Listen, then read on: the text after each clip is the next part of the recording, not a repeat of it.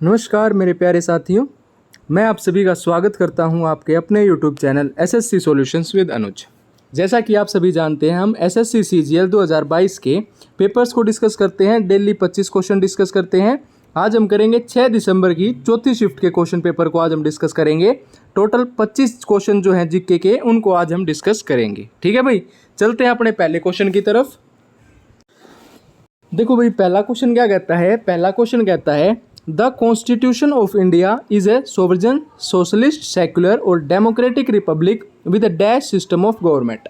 तो ये क्या हो जाएगा? ऑप्शन नंबर सेकंड हमारा सही आंसर हो जाएगा, पार्लियामेंट फॉर्म ऑफ गवर्नमेंट। अगर हम बात करें बच्चों पार्लियामेंट के बारे में, तो आप सभी को पता होना चाहिए जो हमारा पार्लियामेंट है, जो हमारी संसद है, उसमें क्या क्या चीज़ें होती हैं। सबसे पहले आते हैं आपके प्रेसिडेंट। सबसे पहले कौन आते हैं? सबसे पहले आते हैं प्रेसिडेंट। उसके बाद होंगे आपकी लोकसभा होगी। क्या होगी बच्चों? लोकसभा। और एक होगी आपकी राज्यसभा। क्या होगी? राज्यसभा होगी आपकी। ठीक है, आपने क्या याद रखना है? आप चाहे कैसे भी याद रख लो, जो प्रेसिडेंट है उसका आर्टिकल हो जाएगा आर्टिकल 52। ठीक है, अनुच्छेद 52 प्रेसिडेंट का आर्टिकल हो जाएगा। लोकसभा की बात करें तो लोकसभा का आर्टिकल हो जाएगा आपका राज्यसभा का 81, 80 और लोकसभा का 81। ठीक है, आप इसको ऐसे भी याद रख सकते हैं, सरला सरला करके भी आप इसको याद रख सकते हैं। से हो जाएगा संसद आर्टिकल 79, रे से हो जाएगा राज्यसभा आर्टिकल 80 और ला से हो जाएगा लोकसभा आर्टिकल 81। अब इसमें आपसे एक चीज़ ये पूछी जाती है कि जो आपके प्रेसिडेंट हैं, तो प्रेसिडेंट बनने के लिए आपकी मिनिमम एज कितनी होनी चाहिए? तो ये होनी चाहिए आपकी 35 साल। अगर आपको लोकसभा का मेंबर बनना है तो आपकी उम्र होनी चाहिए 25 साल, और अगर आपको राज्यसभा का मेंबर बनना है तो आपकी उम्र होनी चाहिए 30 साल। ठीक है भाई, एक चीज़ ये याद रखना, जो आपकी राज्यसभा होती है इसको कभी भी भंग नहीं किया जा सकता, आपकी लोकसभा को भंग किया जा सकता है। अगर हम बात करें राज्यसभा के बारे में, तो इसको क्या कहा जाता है बच्चों? इसको कहा जाता है अपर हाउस ऑफ पार्लियामेंट, इसको कहा जाता है। अगर हम लोकसभा की बात करें तो इसको कहा जाता है आपका लोअर हाउस ऑफ पार्लियामेंट कहा जाता है, निम्न सदन इसको कहा जाता है। ठीक है, यहाँ से आपने ये चीज़ें याद रखनी है। ठीक है भाई, चलते हैं दूसरे क्वेश्चन की तरफ। दूसरा क्वेश्चन कहता है जो आपका अहमदनगर है was finally annexed by the Mughals in 1632। कब एनेक्स कर लिया गया था? अहमदनगर जो है वो आपका 1632 में उसको एनेक्स कर लिया गया था। उसके बाद तीसरा क्वेश्चन आता है बच्चों हमारा कि which of the following major Indian crops required high temperature, जो कि 25 डिग्री सेल्सियस से ऊपर होना चाहिए, हाई ह्यूमिडिटी होनी चाहिए, तो वो आपका राइस होना चाहिए। और राइस जो है वो आपका क्या है? एक आपकी खरीफ क्रॉप्स है। क्या है? खरीफ क्रॉप्स है। और सबसे ज़्यादा अगर भारत में उगाए जाने वाली चीज़ जो है वो आपकी क्या है? चावल है। ये आपने याद रखना है। ठीक है, उसके बाद आता है क्वेश्चन नंबर 4। क्वेश्चन नंबर 4 कहता है the dash time graph shows speed of an object. अगर बात करें बच्चों हम, जैसे हम मैथ में पढ़ते हैं, डिस्टेंस क्या होता है? डिस्टेंस होता है स्पीड इनटू टाइम। क्या होता है? स्पीड इनटू टाइम होता है। और जो कौन सा टाइम ग्राफ शो करेगा स्पीड ऑफ एन ऑब्जेक्ट? तो आपका करेगा डिस्टेंस टाइम ग्राफ। ठीक है, ये आपकी स्पीड अलग रख लो। डिस्टेंस टाइम ग्राफ आपका क्या शो करेगा? Speed of an object show करेगा। ठीक है, उसके बाद चलते हैं अगले क्वेश्चन की तरफ। अगला क्वेश्चन कहता है question number 5 which nutrient is Kolar rich in. जो आपका कोलेरा होता है, क्लोरेला होता है, उसमें आपका रिच क्या होता है? तो उसमें आपका प्रोटीन जो है वो आपका सबसे ज़्यादा होता है। प्रोटीन आपका उसमें रिच होता है। उसके बाद अगला क्वेश्चन कहता है who has become the first women director general of the council of scientific and industrial research. तो ये हो जाएंगी आपकी नल्ला थाम्बी कालेवेशी। ये इंपॉर्टेंट क्वेश्चन हो जाएगा। क्यों हो जाएगा बच्चों? क्योंकि इसमें क्या बताया गया है? फर्स्ट वुमेन डायरेक्टर जनरल के बारे में बताया गया है, तो ये आप याद रखिएगा। उसके बाद आता है क्वेश्चन नंबर 7। क्वेश्चन नंबर 7 कहता है जो आपकी मैकमोहन लाइन है वो किसको सेपरेट करती है? सबसे पहले आपको पता होना चाहिए, ये बच्चों इंडिया और चाइना को सेपरेट करती है मैकमोहन लाइन। किसको करती है? इंडिया और चाइना को करती है। इंडिया से आपका अरुणाचल प्रदेश हो जाएगा और ये चाइना। उसके बाद जो आपको याद रखनी है, एक आपको याद रखनी है डूरैंड लाइन। क्या होती है? ये आपकी डूरैंड लाइन होती है। डूरैंड लाइन किसको सेपरेट करती है? ये आपकी सेपरेट करती है पाकिस्तान को और अफगानिस्तान को। किसको करती है? पाकिस्तान और अफगानिस्तान को करती है। अगर हम बात करें बच्चों रेड क्लिफ लाइन के बारे में, तो जो आपकी रेड क्लिफ लाइन है वो इंडिया और पाकिस्तान को, किसको? इंडिया और पाकिस्तान को अलग करती है। ये चीज़ें तीनों की तीनों याद रखना, McMahon line, India China, Durand line Pakistan Afghanistan और रेड क्लिफ लाइन इंडिया और पाकिस्तान। ये चीज़ें आपने याद रखनी है, ठीक है भाई। उसके बाद चलते हैं आगे। अगला क्वेश्चन कहता है जो आपका पेरिस इंडियन सोसाइटी है उसकी स्थापना कब की गई थी? तो आपकी 1905 में की गई थी। आपने क्या याद रखना है बच्चों, 1905 में ही आपका क्या हुआ था? पार्टीशन ऑफ बंगाल हुआ था। क्या हुआ था? पार्टीशन ऑफ बंगाल भी आपका कब हुआ था? पार्टीशन ऑफ बंगाल भी आपका 1905 में ही हुआ था। उसके बाद अगर हम बात करें किसके द्वारा किया गया था? रॉबर्ट क्लाइव नहीं था, इसमें आपका था लॉर्ड कर्जन था। कौन था? Lord Curzon. लॉर्ड कर्जन के द्वारा क्या किया गया था? लॉर्ड कर्जन के द्वारा पार्टीशन ऑफ बंगाल किया गया था, ठीक है भाई। ये आपने याद रखना है। 1907 में क्या हुआ था? 1907 में आपका कांग्रेस सेशन हुआ था, सूरत में हुआ था। इसमें क्या हुआ था? जो आपकी आईएनसी है इसको दो भागों में बट गई थी। एक आपकी एक्सट्रीमिस्ट हो गए थे, एक आपके मॉडरेट हो गए थे, एक आपका नरम दल था, एक आपका गरम दल था। दो भागों में 1907 में सूरत सेशन में इसको बांट दिया गया था। उसके बाद आता है द्रौपदी मुर्मू, जो कि आपकी क्या है? 15वीं प्रेसिडेंट है भारत की, ठीक है। अगला क्वेश्चन कहता है what is the commercial unit of electric energy. अगर हम बात करें इलेक्ट्रिक एनर्जी के बारे में तो इसकी हो जाएगी आपकी किलोवाट आवर, आपकी सही आंसर हो जाएगा, ठीक है भाई।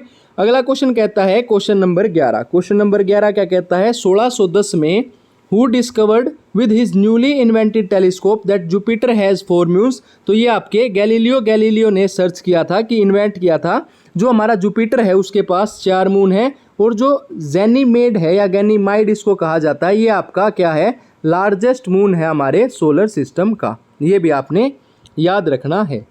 उसके बाद है बाय विच ऑफ द, ये याद रखना, लॉर्ड कृष्णा जी जो फेमस है उनका बर्थडे किस उसमें मनाया जाता है? तो ये आपका जन्माष्टमी को मनाया जाता है, कृष्णा जी का, लॉर्ड कृष्णा, ठीक है। अगला क्वेश्चन कहता है which of the following is not a goal for the green revolution. तो आपका राइज इन क्रॉप प्रोडक्टिविटी था, यूज ऑफ फर्टिलाइजर था, राइज इन प्रोडक्शन था, एक्सपेंशन ऑफ इरिगेशन नहीं था। अगर हम बात करें ग्रीन रिवॉल्यूशन के बारे में तो बच्चों सबसे पहले इसमें नॉर्मन बोरलॉग का नाम आता है। किसका आता है ग्रीन रिवॉल्यूशन में? नॉर्मन बोरलॉग का नाम आता है।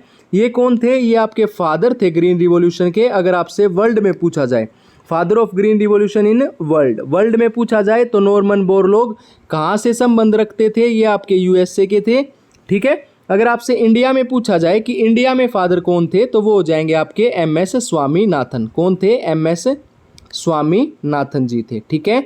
अगर ग्रीन रिवॉल्यूशन की बात करें तो ये जो ग्रीन वर्ड था ये किसके द्वारा दिया गया था? ये आपका विलियम गाउड के द्वारा दिया गया था। किसके द्वारा दिया गया था बच्चों? विलियम गाउड के द्वारा दिया गया था, ठीक है। दूसरी चीज़ क्या याद रखनी है, इसमें किस यूज़ का हुआ था? HYV, मतलब है हाई यील्डिंग वेराइटीज़ का यूज़ किया गया था, हाई यील्डिंग वेराइटीज़, ठीक है। अभी CHSL का पेपर हुआ था, उसमें क्वेश्चन पूछा गया था कि HYV में से आपका Y का क्या मतलब होता है, फुल फॉर्म क्या होती है? तो हाई यील्डिंग वेराइटी। और इसमें भी सबसे पहले वीट का प्रयोग किया गया था इसके लिए, ठीक है। ये आपने याद रखना है। अगला क्वेश्चन कहता है which of the following metals was used to make weapons and tools in Harappan cities. तो कॉपर हो जाएगा, सभी को पता है। अगर हम हड़प्पा की बात करें तो हड़प्पा की स्थापना किसने की थी? तो ये बच्चों आपकी 1921 में की गई थी। किसके द्वारा की गई थी? दयाराम साहनी जी के द्वारा की गई थी। किसके द्वारा? दयाराम साहनी के द्वारा की गई थी। अगर 1922 की बात करें तो 1922 में आपकी मोहनजोदारो की स्थापना किसके द्वारा की गई थी? राखलदास बनर्जी जी के द्वारा की गई थी। राखलदास बनर्जी जी के द्वारा की गई थी। अब अगर हम बात करें मोहनजोदारो के बारे में, इसको क्या कहा जाता है? माउंड ऑफ डेड भी कहा जाता है, मृतकों का टीला भी इसको बोला जाता है, ठीक है। उसके बाद आता है क्वेश्चन नंबर 15। क्वेश्चन नंबर 15 कहता है the executive power of the union invested in the president, ठीक है। जो एग्जीक्यूटिव पावर होती है, देखो बच्चों, हमारा जो प्रेसिडेंट होता है भारत का, उसका आर्टिकल होता है आर्टिकल 52। क्या होता है? आर्टिकल अनुच्छेद 52 होता है कि अपने भारत में एक प्रेसिडेंट होना चाहिए। उसके बाद आर्टिकल 53 क्या कहता है? जो भी एग्जीक्यूटिव पावर है यूनियन की वो किसके अंदर होगी? प्रेसिडेंट के अंदर निहित होगी। ये आपका कहता है 53 वाला। उसके बाद 61 याद रखना, इसमें आपका इम्पीचमेंट प्रोसेस है किसका? प्रेसिडेंट का। और प्रेसिडेंट को इम्पीच कब किया जाएगा? अगर वो हमारे कॉन्स्टिट्यूशन का वोलेशन करेगा तब। आर्टिकल 60 की बात करें, 60 भी इंपॉर्टेंट होता है क्योंकि इसमें क्या आता है? ओथ्स एंड अफर्मेशन आता है, क्या आता है, ओथ्स एंड अफर्मेशन आता है। अगर मैं ओथ की बात करूं तो इनको ओथ शपथ कौन दिलाएगा, सीजीआई दिलाएगा, चीफ जस्टिस ऑफ इंडिया दिलाएगा। और अब हाल फिलहाल में प्रेजेंट में चीफ जस्टिस कौन है, तो डीवाई चंद्रचूड़ हैं, जो कि हमारे 50वें चीफ जस्टिस हैं इंडिया की। ठीक है भाई, ये चीज़ें आपने याद रखनी है। उसके बाद है वेम्पाती चिन्या सत्यम, इनको पद्म भूषण से सम्मानित किया गया 1998 में। ये कौन थे, ये आपके कुचिपुड़ी डांस से संबंधित थे। कुचिपुड़ी आपका आंध्र प्रदेश का क्लासिकल डांस है बच्चों, कथक आपका यूपी का है, मणिपुरी आपका मणिपुर का है, और कथकली कहाँ का हो जाएगा, कथकली आपका केरला का है। और केरला का एक डांस और है जिसको हम क्या कहते हैं, मोहिनी अट्टम कहते हैं। क्या कहते हैं, मोहिनी अट्टम भी इसको कहा जाता है। उसके बाद चलते हैं आगे, अगला क्वेश्चन आता है डू और डाई स्लोगन, करो या मरो का नारा किसने दिया था। अगर हम बात करें करो या मरो के बारे में, तो ये नारा किसने दिया था, ये नारा दिया था आपका महात्मा गांधी जी ने दिया था। करो या मरो का नारा किसने दिया, ये आपका दिया था महात्मा गांधी जी ने दिया था, कि भाई साहब या तो करो और या मरो। ठीक है, ये दिया था महात्मा गांधी जी ने। कब दिया था, आपका 1942 में क्या हुआ था, 1942 में आपका एक मूवमेंट हुआ था। कौन सा हुआ था बताओ जरा, तो 8 अगस्त 1942 को क्या हुआ था, 8 अगस्त में ही हुआ था। हाँ, 8 अगस्त 1942 को आपका क्या हुआ था, क्विट इंडिया मूवमेंट लॉन्च किया गया था। क्या किया गया था, क्विट इंडिया मूवमेंट। ठीक है, उसी में क्या नारा दिया गया था, उसी में आपका ये नारा दिया गया था कि करो या मरो का नारा दिया गया था। उसके बाद आता है क्वेश्चन नंबर 17, ये आपने नहीं याद रखना, आपका स्कीम्स का है। ठीक है, आगे चलते हैं। क्वेश्चन नंबर 19 याद रखना है भाई साहब, बिल्कुल रखना है। 19 कहता है which of the following folk dance के बारे में आपसे पूछा गया। अगर मैं बात करूँ डांडिया रस गुजरात का, भवई ये आपका राजस्थान का भी है बच्चों और गुजरात का भी है, दोनों का है, याद रखना। गरबा आपका गुजरात का है। होजागिरी जो है वो आपका कहाँ का है, त्रिपुरा का है होजागिरी। ठीक है, कहाँ का है, त्रिपुरा का आपका है होजागिरी। और कब मनाया जाता है, 3 दिन पहले मनाया जाता है दशहरा के, दशहरा से 3 दिन पहले मनाया जाता है। और कौन मनाता है, आपकी जो रियांग ट्राइब हैं, जो रियांग पीपल हैं, उनके द्वारा मनाया जाता है। ठीक है, उसके बाद आता है who was the first to accurately describe the rings of Saturn around the planet. तो ये थे आपके क्रिश्चियन हाइजेंस।